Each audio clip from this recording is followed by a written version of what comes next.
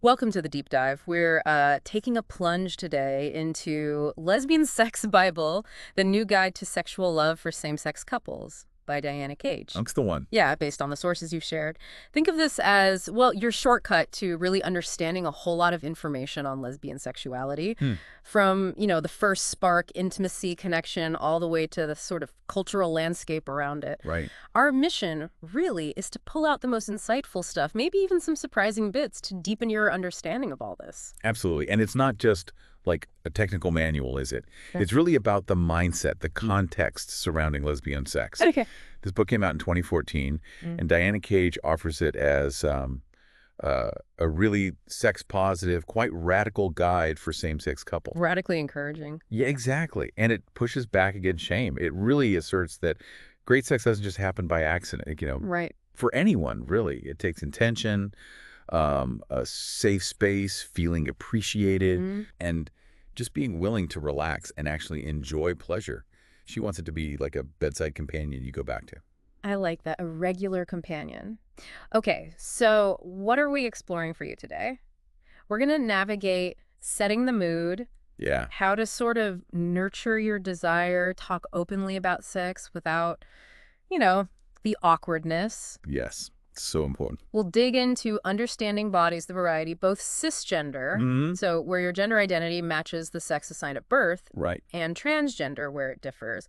That inclusive language is really central here, isn't it? It really is. And communication is going to be huge. Oh, yeah. Safer sex practices, definitely. And then exploring different activities, oral, manual, anal, strap-on, all of it. And it's not just about partnered sex, is it? No, absolutely not. We'll be highlighting self-love, body positivity, Yeah. how fundamental those are for your own fulfilling sex life. Okay. We'll touch on dynamics like butch femme, sex toys, finding community.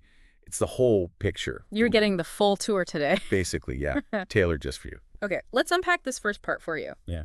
Getting in the mood. That crucial step. Hmm. One of the first things that jumped out is this idea of actively nourishing your sex drive. It's not passive. Right. It's not just a switch. It's intentional cultivation and talking openly Yeah. about what turns you on, what you're interested in. Mm. The book presents that as really positive, Yeah. necessary even. Shedding the shame around wanting it, enjoying it. Exactly. Cage argues that kind of radical honesty about desire, well, it's the bedrock of great lesbian sex. Maybe even more vital than technique. Wow. More than technique. Yeah, that's the claim. And it connects right into affirming all body types as sexy. Right. I saw that. The book is super clear. Fat, thin, whatever your body's sexy. Mm. And the link it makes between self-love and, like, sexual appeal, Mm. that's fascinating. It's not just love your body, is it? No. It's that the self-acceptance actively fuels your sexual magnetism, your enjoyment. When you feel good, you radiate it. Mhm. Makes you more attractive. That confidence piece again, it really shines through. And then there's some really practical stuff for you, even like the makeout session. Bro, Yeah, not you- just a warm-up, it can be the main event sometimes, really. And the advice on gentle tongue technique, Yeah, huh? good reminder. Mm. No, aggressive jabbing. Please no. And taking time with foreplay, teasing, finding pleasure spots beyond the usual. Yes, that's Yeah. key. Building that anticipation, that deeper connection for you and your partner. The book really pushes you to explore beyond the obvious, doesn't it? It really does. Neck, shoulders, breasts get Yeah. attention, sure. But what about, like, the small of the back, inside of the wrists, soles of the feet, leaving no stone unturned, kind of. It's presented as this powerful way to discover what excites your partner. So the takeaway for you isn't just do foreplay. No, it's this deliberate exploration, anticipation, sometimes just as satisfying, maybe more so than the, quote, main event. Savoring the journey. Exactly. Not rushing. And grooming, that came up too. It's framed for you not just as, basic hygiene, but as a way to boost your own confidence and show respect for your partner. Mm-hmm. There's that funny line about grooming, like it's your job because you never know where someone's mouth will end up. Yeah, that makes the point pretty clearly for you. And setting up the bedroom, like a love den. Yeah, the visual element, Yeah. flattering lighting, music you've actually thought about. A curated playlist. Yes, it's about consciously creating that sensual environment for you and your partner. It connects back to that intentionality, doesn't it? Absolutely. It's not just physical. It's creating an atmosphere that really fosters intimacy, Mm. desire. Right. Even having that playlist ready avoids those like awkward silences or fumbling that can totally kill the mood for everyone. True. And making sure the bed works. Big enough, comfy enough. It sounds basic, but those practical things you might overlook, they can make a surprisingly big difference in your experience. Okay, what about more spontaneous encounters? Hookups. There's etiquette for that too. Apparently so. Politeness still matters, even naked. Good point. Compliments, maybe some dirty talk if that's the vibe. Always respecting boundaries. Mm. It makes it better and, more respectful for everyone. Mm-hmm. And even in, say, club bathrooms, Yeah. practical stuff like washing your hands is specifically called out for you. Which brings us back to communication, I guess. The book really hammers this home for you. Constantly. It's not just what you do, it's what you say. Before, during, after. Okay. Being open with partners about desires, boundaries, what feels good, what doesn't. Mm-hmm. It's just foundational. And the idea that explicit requests, even subtle commands, can be exciting. Yeah. That speaks to the power of just talking, doesn't it? For you and your partner. Definitely. And talking dirty might feel awkward at first, but the book frames it for you as like a gift you give yourself and your partners. Right. Learning to say those things, getting comfy with those dirty words, it can really amp up the heat, the intimacy. Even just simple stuff like, I really like that, or do that harder. Yeah, great starting points for you. Totally. But it's not just about getting what you want, right? No, crucially, it's also being comfortable saying no and always respecting your partner's no. That's non-negotiable. And that open dialogue extends to safer sex, too. Talking about it isn't unsexy. Oh. It shows you care about your health, your partner's health. The book strongly advocates for you using barriers, gloves, dams. Especially with new partners. Exactly. And just treating it as a totally normal part of being healthy and responsible about sex. Okay, let's shift gears a bit for you. Let's dive into this fascinating world of lesbian sexuality and identities as the book presents it. Yeah, it's rooted in that sex-positive, body-positive framework from 1980s lesbian feminism. Interesting historical context for you there. Definitely. And what's this about the author questioning sexual orientation?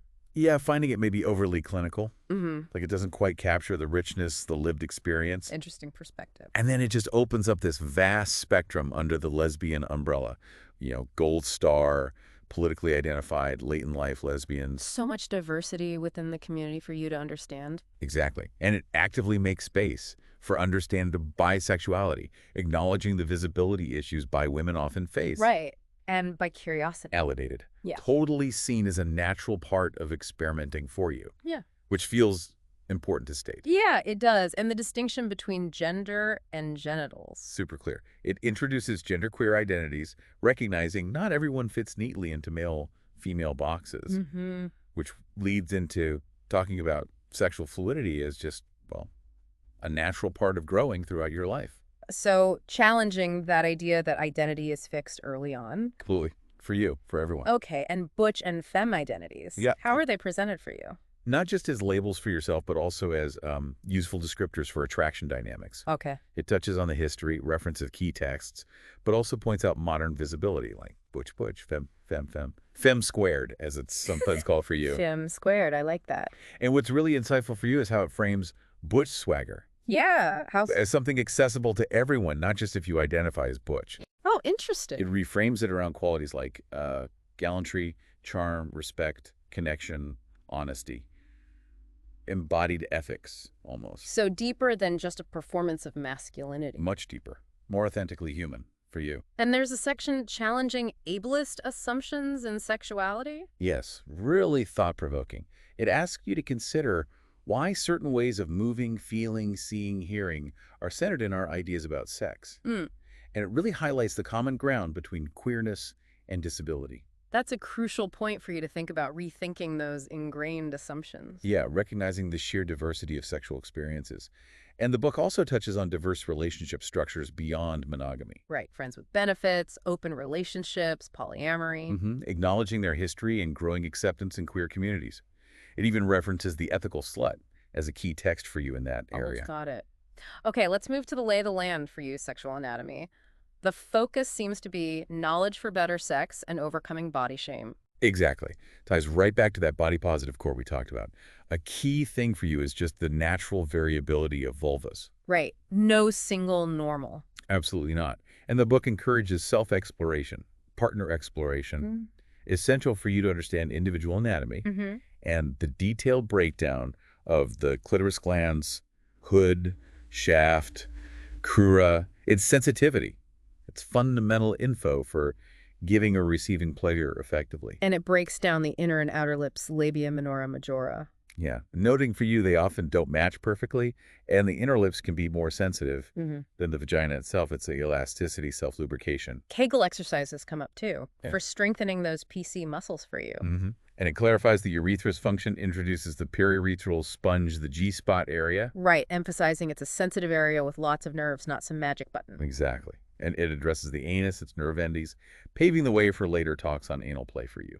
Even the cervix gets a mention as potentially stimulating for some. And importantly for you, specific considerations for trans women's bodies. Yes.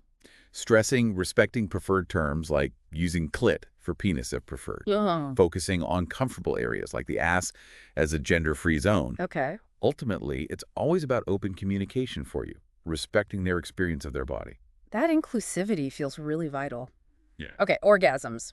The book states pretty clearly that great sex and orgasm are a right. A fundamental right for everyone, yes. Yeah. And it draws that strong link between self-knowledge from masturbation and better partnered sex. Right. Understanding your own desires makes you, a more confident, communicative partner. So masturbation isn't just solo, it feeds back into partnered sex for you. Directly informs and enriches it. And Yeah. orgasms are achievable lots of ways, though clitoral stim is often key for many. Mm-hmm. But also, absolutely no pressure to orgasm during partnered sex. Different preferences, different experiences, all totally valid for you. What about female ejaculation or squirting? It explains it. Offer some techniques for you to try if you're curious. Again, communication about what turns you on, respecting differences. Paramount. Always back to communication. Always. And it validates prioritizing giving pleasure to the stone roll sometimes.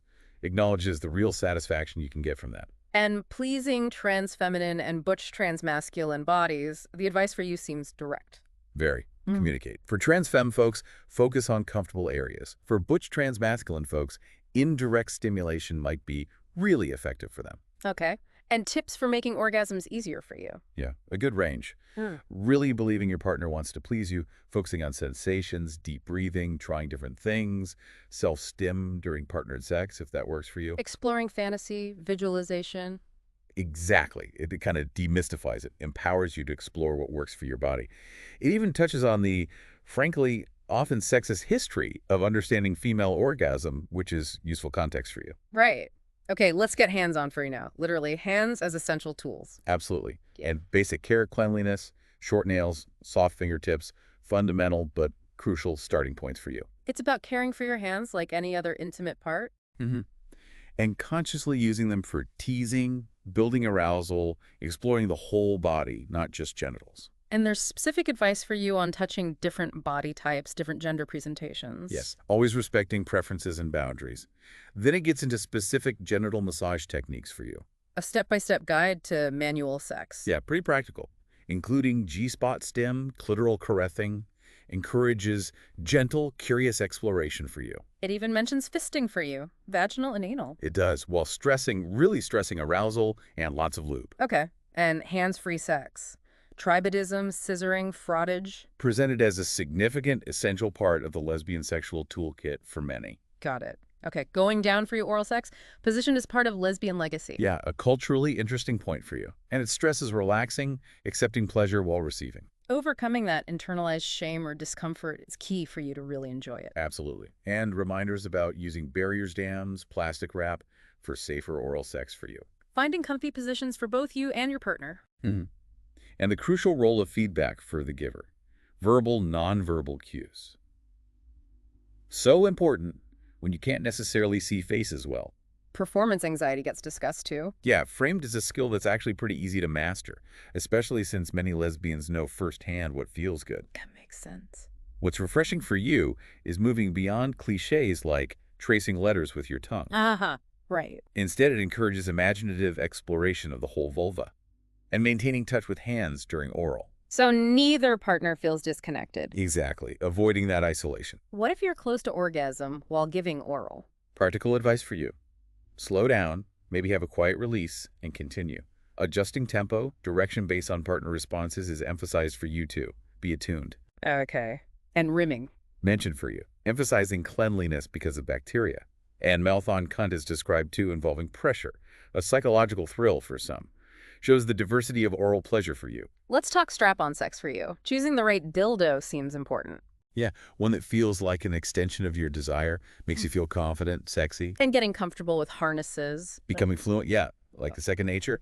That confidence and capability helps your partner feel safe and, well, hot. Mhm. It suggests you practice self-stim while wearing one to connect with the sensations. And packing. Wearing a dildo under clothes. Discussed for you as gender expression and for, spontaneous moments. And techniques for giving pleasure. Varying depth, rhythm, using leverage, verbal encouragement, all covered for you. Okay, anal play for you. The book says it can be really pleasurable. Very pleasurable. High concentration of nerve endings. Starting ingredients. A bath and an open mind for you both. Gradual exploration is key, right? Right. And lots of lube. Absolutely essential. Yeah. Water-based lube, condoms for safety, encouraging partner self-stim during exploration can enhance it for both of you. Rimming is a precursor. Yeah, good way to relax and prepare the area. And for actual anal fucking fingers or dildos. Detailed steps for you for gentle entry. Mindful movement. Stresses, listening to feedback, communicating comfort, never being shy with more lube. Never. Even anal fisting is mentioned. It is, but with huge emphasis on extreme amounts of lube, patience, and deep trust. Got it. Okay, the prop department for you sex toys. Keep essentials handy. Yes, lube, vibrator, condoms, dams, right by the bed for easy access for you. And safer sex with toys is crucial for you. Paramount. Use barriers like condoms on toys, sterilize between uses, especially switching partners or orifices. And different lubes. Water-based, silicone, oil. Explains them for you and their compatibility with toys and barriers. Important info. Choosing new toys for yourself involves some self-reflection. Yeah. What sensations do you like? Top or bottom role preference? Curious about anal? BDSM. There's a checklist for you, too, for a well-stocked toy chest. Vibrators, dildos, harness, butt plugs. Covers the basics for you. It gives an overview of vibrator types. Briefly, yeah. Battery versus coil-operated features, and dildos, butt plugs, materials, sizes, safe use guidelines for you. Okay, and for those interested in exploring a little bit kinky for you, BDSM. Absolute cornerstones emphasized. Negotiation, enthusiastic consent, safe words, like the red, yellow, green system. Standard practice, bondage. Discussed for you with accessibility in mind. Even DIY ideas from the hardware store. Creative, sensory play. Explored. Ice cubes, blindfolds, earmuffs, and spanking. Tips on technique for you. Start slow, count hits, dirty talk, different tools.